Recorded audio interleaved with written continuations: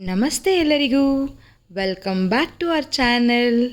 ಇವತ್ತಿನ ವಿಡಿಯೋದಲ್ಲಿ ಮನೆಯಲ್ಲೇ ಕೆನೆಯನ್ನು ಸಂಗ್ರಹಿಸಿಟ್ಟು ಹೇಗೆ ಬೆಣ್ಣೆಯನ್ನು ಮಾಡೋದು, ಆ ಬೆಣ್ಣೆಯನ್ನು ಕಾಯಿಸಿ ಹೇಗೆ ರುಚಿಯಾಗಿರುವಂತಹ ತುಪ್ಪವನ್ನು ಮಾಡೋದು ಅಂತ ನೋಡೋಣ.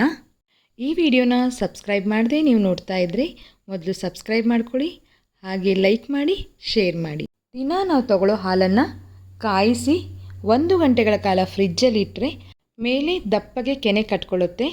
ಪ್ರತಿದಿನ ಈ ಥರ ಕೆನೆಯನ್ನು ತೆಗೆದು ಒಂದು ಡಬ್ಬದಲ್ಲಿ ಹಾಕಿ ಸಂಗ್ರಹ ಮಾಡಿ ಒಂದು 15 ದಿವಸಕ್ಕೆ ಅಥವಾ 1 ತಿಂಗಳಿಗೆ ಒಂದ್ಸತಿ ಬೆಣ್ಣೆನ ತೆಗಿಬೋದು. ಅದೇ ರೀತಿ ಸಂಗ್ರಹವಾಗಿರುವಂಥ ಬೆಣ್ಣೆಯನ್ನು ನಾನು ಮಿಕ್ಸಿ ಜಾರ್ಗೆ ಹಾಕ್ಕೊಂಡು ಯಾವುದೇ ನೀರನ್ನು ಆ್ಯಡ್ ಮಾಡದೆ ಅದನ್ನು ಹಾಗೆ ತಿರುಗಿಸ್ಕೊತಾ ಇದ್ದೀನಿ. ಈಗ ಬೆಣ್ಣೆ ರೆಡಿಯಾಗಿದೆ. ಈಗ ಒಂದು ಪಾತ್ರೆಗೆ ಸ್ವಲ್ಪ ನೀರನ್ನು ಹಾಕಿ ಮಿಕ್ಸಿ ಜಾರ್ನಲ್ಲಿರುವಂಥ ಬೆಣ್ಣೆಯನ್ನು ಇದಕ್ಕೆ ಹಾಕೋತಾ ಇದ್ದೀನಿ. ಎಲ್ಲ ಬೆಣ್ಣೆನ ಹಾಕ್ಕೊಂಡು ಒಂದು ಸ್ವಲ್ಪ ಹೊತ್ತು ಹಾಗೆ ಬಿಡಬೇಕು.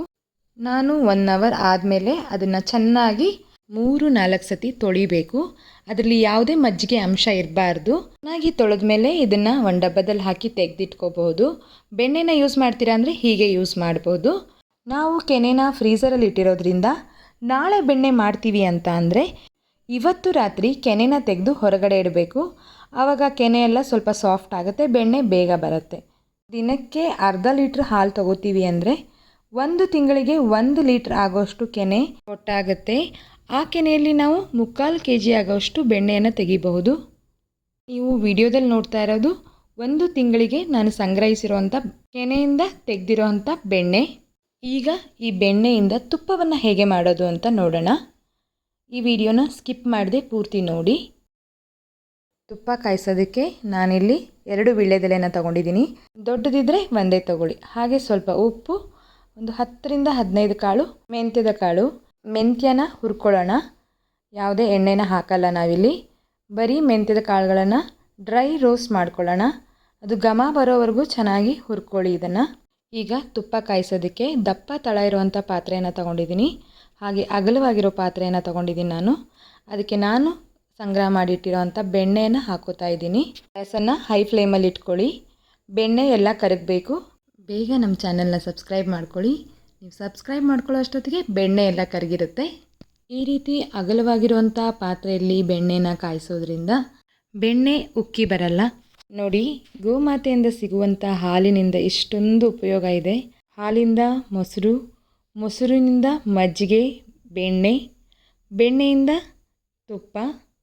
ಈ ರೀತಿ ಹಾಲಿನಿಂದ ತುಪ್ಪವನ್ನು, ಬೆಣ್ಣೆಯನ್ನು ಮಾಡೋದ್ರಿಂದ ಶುದ್ಧವಾಗಿರುವಂಥ ಬೆಣ್ಣೆಯನ್ನು, ತುಪ್ಪವನ್ನು ನಾವು ನಮ್ಮ ಫ್ಯಾಮಿಲಿ ಮೆಂಬರ್ಸ್ ಎಲ್ಲರೂ ಸವಿಬಹುದು. ಈ ತುಪ್ಪದ ಘಮ, ರುಚಿ ತುಂಬ ಚೆನ್ನಾಗಿರುತ್ತೆ. ಈ ರೀತಿ ಮನೇಲಿ ಮಾಡಿರೋಂಥ ತುಪ್ಪದ ಪರಿಮಳವನ್ನು ನೋಡ್ತಾ ಇದ್ದರೆ ತುಪ್ಪನ ಹಾಗೆ ತಿನ್ನಬೇಕು ಅಂತ ಅನಿಸುತ್ತೆ. ಈಗ ಬೆಣ್ಣೆ ಎಲ್ಲ ಕರಗಿದೆ, ಅದು ಕುದಿಯೋಕ್ಕೆ ಶುರು ಆಗಿದೆ. ನೋಡ್ತಾ ಇದ್ದೀರಾ ಹೇಗೆ ಬೆಳ್ಳಗಿರುವಂಥ ನೊರೆ ಬರ್ತಾ ಇದೆ ಅಂತ. ನಾವು ಹಸುವಿನ ಹಾಲಿನ ಕೆನೆಯನ್ನು ತಗೊಂಡ್ರೆ ಬೆಣ್ಣೆನೂ ಹಳದಿಯಾಗಿ ಬರುತ್ತೆ, ಹಾಗೆ ತುಪ್ಪನೂ ಹಳದಿಯಾಗಿರುತ್ತೆ. ಅದೇ ಎಮ್ಮೆ ಹಾಲಿಂದ ನಾವು ಕೆನೆಯನ್ನು ತೆಗೆದು ಬೆಣ್ಣೆ ಮಾಡಿದ್ರೆ ಬೆಣ್ಣೆನೂ ಬಿಳಿಯಾಗಿರುತ್ತೆ, ತುಪ್ಪನೂ ಬಿಳಿಯಾಗಿರುತ್ತೆ. ಮೇಲೆ ಬಿಳಿಯಾಗಿ ಬರ್ತಾ ಇದ್ದಂಥ ನೊರೆ ಈಗ ಕಡಿಮೆ ಆಗಿದೆ. ಹಾಗೆ ಕಲರ್ ನೋಡಿ ಎಷ್ಟು ಅರಿಶಿಣವಾಗಿ ಬರ್ತಾ ಇದೆ. ಹಾಗೆ ಬೆಣ್ಣೆಲಿರೋವಂಥ ನೀರಿನಂಶ ಎಲ್ಲ ಕಡಿಮೆ ಆಗಿ ತುಪ್ಪ ರೆಡಿ ಆಗ್ತಾ ಇರೋದು. ಪ್ರತಿದಿನ ತುಪ್ಪವನ್ನು ತಿನ್ನೋದ್ರಿಂದ ನಮ್ಮ ಇಮ್ಯುನಿಟಿ ಬೂಸ್ಟ್ ಆಗುತ್ತೆ. ಈಗ ನೊರೆ ಎಲ್ಲ ಕಡಿಮೆ ಆಗಿದೆ. ಈಗ ಇದಕ್ಕೆ ನಾವು ತಗೊಂಡಿರೋವಂಥ ಮೆಂತ್ಯಕಾಳನ್ನ, ಉಪ್ಪನ್ನು, ಹಾಗೆ ವೀಳ್ಯದೆಲೆನ ಹಾಕೋತಾ ಇದ್ದೀನಿ. ಇದು 2-3 ನಿಮಿಷ ತುಪ್ಪದಲ್ಲಿ ಫ್ರೈ ಆಗಲಿ. ಇದಕ್ಕೆ ಒಂದು 2 ಚಿಟಿಕೆ ಆಗೋಷ್ಟು ಅರಿಶಿನ ಪುಡಿಯನ್ನು ಹಾಕೋತಾ ಇದ್ದೀನಿ. ಅರಿಶಿನ ಪುಡಿ ಒಳ್ಳೆ ಕಲರನ್ನು ಕೊಡುತ್ತೆ. ಈಗ ತುಪ್ಪ ರೆಡಿಯಾಗಿದೆ. ತುಪ್ಪನ ಇವಾಗಲೇ ಸೋಸ್ಕೊಳ್ಳೋದಕ್ಕಿಂತ ಮೆಂತ್ಯಕಾಳು, ವೀಳ್ಯದೆಲೆಯ ಫ್ಲೇವರ್ ಚೆನ್ನಾಗಿ ಬಿಟ್ಕೊಳ್ಳುತ್ತೆ. ತುಪ್ಪ ಇನ್ನೂ ರುಚಿ ಆಗುತ್ತೆ. ತುಪ್ಪನ ಫಿಲ್ಟರ್ ಮಾಡ್ಕೊಳ್ಳೋದಕ್ಕೂ ಮುಂಚೆ ಒಂಚೂರು ಬಿಸಿ ಮಾಡಿ ಅದನ್ನು ಫಿಲ್ಟರ್ ಮಾಡ್ಕೊಳ್ಳಿ. ಇದನ್ನು ಒಂದು ಜಾರ್ಗೆ ಟ್ರಾನ್ಸ್ಫರ್ ಮಾಡಿಕೊಂಡು ಹಾಗೆ ಹೊರಗಡೆ ಇಟ್ಕೋಬೋದು, ಏನೂ ಆಗಲ್ಲ. ತುಪ್ಪದ ಪರಿಮಳ ಬರ್ತಾ ಇದ್ದರೆ ಹಾಗೆ ತಿನ್ನಬೇಕು ಅನ್ನಿಸ್ತಾ ಇರುತ್ತೆ. ರುಚಿ ಅಂತೂ ಸೂಪರ್ ಆಗಿರುತ್ತೆ. ಈ ರೀತಿ ಶುದ್ಧವಾಗಿರೋ ತುಪ್ಪವನ್ನು ಮಕ್ಕಳಿಗೆ ಕೊಡೋದ್ರಿಂದ ಮಕ್ಕಳ ಎಲುಬುಗಳು ಗಟ್ಟಿಯಾಗುತ್ತೆ, ಬುದ್ಧಿಶಕ್ತಿ ಹೆಚ್ಚುತ್ತೆ.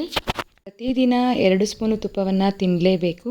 ನೋಡಿದ್ರಲ್ಲ ಹೇಗೆ ಕೆನೆಯಿಂದ ಬೆಣ್ಣೆಯನ್ನು ತೆಗೆಯೋದು. ಬೆಣ್ಣೆಯಿಂದ ಶುದ್ಧವಾಗಿರುವಂಥ ಹಾಗೆ ತುಂಬ ರುಚಿಯಾಗಿರುವಂಥ ತುಪ್ಪವನ್ನು ಮಾಡೋದು ಅಂತ. ನಾಳೆಯಿಂದ ಹಾಲಲ್ಲಿ ಕೆನೆಯನ್ನು ತೆಗೆದಿಡೋದು ಮರಿಬೇಡಿ. ಹಾಗೆ ಕೆನೆಯಿಂದ ಬೆಣ್ಣೆಯಿಂದ ತುಪ್ಪವನ್ನು ತೆಗೆದು ಶುದ್ಧವಾಗಿರೋ ತುಪ್ಪವನ್ನು ಮನೆ ಮಂದಿ ಎಲ್ಲ ಎಂಜಾಯ್ ಮಾಡಿ. ನಮ್ಮ ಚಾನಲ್ಗೆ ಸಪೋರ್ಟ್ ಮಾಡಿ. ಮತ್ತೆ ಹೊಸ ವಿಡಿಯೋದೊಂದಿಗೆ ಬರ್ತೀನಿ. ಸರ್ವೇ ಜನಾಃ ಸುಖಿನೋ ಭವಂತು.